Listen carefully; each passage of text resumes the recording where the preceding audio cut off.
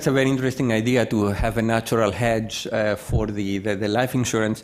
I would like to build on what you're saying and then move to Nikhil, who is in one of the largest reinsurance companies, the Swiss Re, to continue this type of thinking. I think where Simon put some ideas about independent evaluation, ways to reduce these gray areas from pandemics.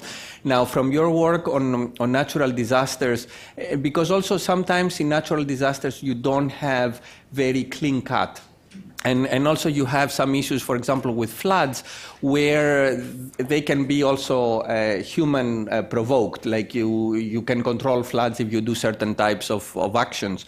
How would you draw some parallels on settling claims on pandemic or putting triggers on the pandemics that can take out the arbitrariness from this? Because I agree with Simon, the moment that you start building uncertainty and gray areas, the pricing will go up. I mean, it's natural. Mm-hmm. Thank you. Maybe I'd start with picking up the point on the claims adjustment process. I think for anyone who's actually dealt with insurance companies, that is probably the least favorite activity for any insurance consumer out there. Surprisingly, it's actually probably for insurance companies their least favorite part of the business too. It's very complex, it's very administratively expensive, and it's actually, I used to work in a private equity firm that bought and sold insurance companies. It is actually where insurance companies go insolvent because they do not handle their administrative costs efficiently. Why does this matter? Because when we talk about pandemics, as well as natural disasters, I think the area of this parametric insurance, which you've heard Simon describe and the others also touch upon, is really the future because it removes, first of all, the administrative burden, so that makes the cost lower. It makes insurance a much more responsive and liquid tool. And lastly, it takes out the contentious nature of what should be a partnership, because in the end, neither the insured nor the insurer wants that bad thing to happen.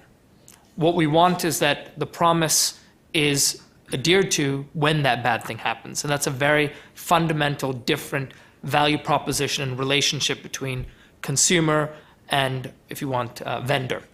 Coming to the question on pandemics, I think I've dealt with this area a couple of times in my work handling the government's Swiss Re's clients in the Americas.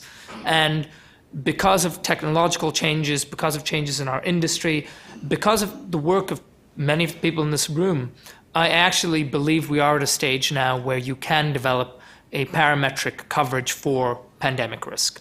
And again, I think there are many people who are doing research in the field. I cannot, share all the details, but it's doable. As Priya said, it's feasible. But I think the bigger point to me is not just the question of making the claims process easier, but it's actually about creating the incentive structures around mitigation in buying parametric insurance around pandemics. Maybe taking kind of a personal anecdote, the closest thing to parametric insurance for pandemics is life insurance, plain simple life insurance. If the unfortunate event happens and you die, you or your family collect on your life insurance. This is why it's one of the most easily understandable insurance products.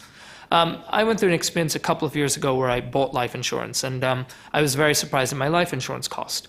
And I was fortunate to have a very thoughtful agent who shared with me why my insurance cost was so high, and it was actually very surprising.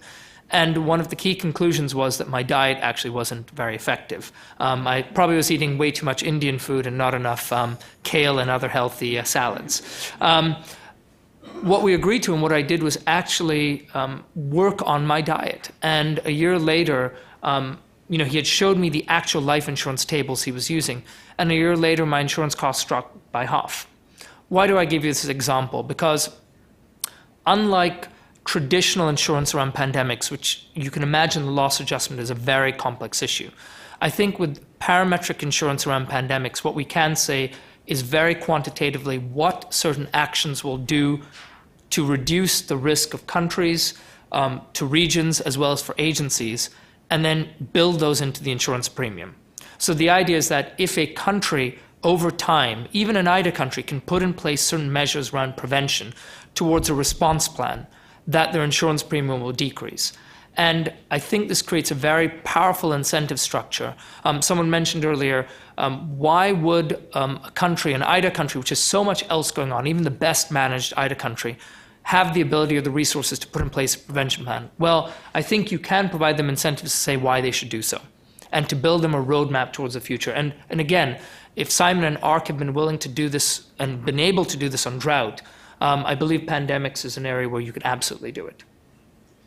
So I think one of the key conclusions is that insurance can be actually promoter of best practices. I mean, the same way that, if you have a home in an earthquake-prone area, you need to have the house built through a code, otherwise the house is not insurable.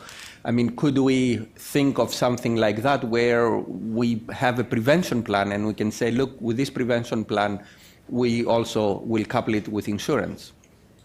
Absolutely. And, Priya touched on some of the conceptual basis of the pandemic emergency facility.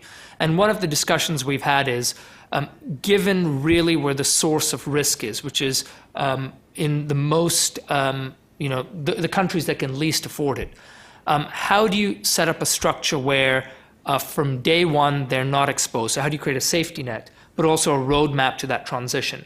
Because on a personal basis, I think it would be equally unfair to say you don't get the insurance until you put in this prevention plan. What I believe you need to do is say, you have this insurance, you have a time frame under which we expect you and will help you build this prevention plan.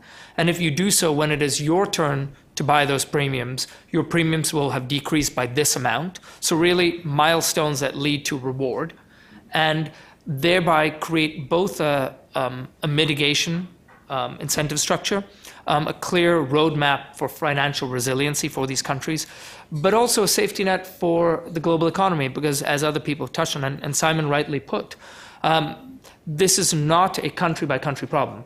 The struggle we've had when we've tried to sell pandemic insurance to a country is no individual country has necessarily exposure, but as a group and as a global economy, we absolutely have the exposure and the interest to tackle it. Thank you.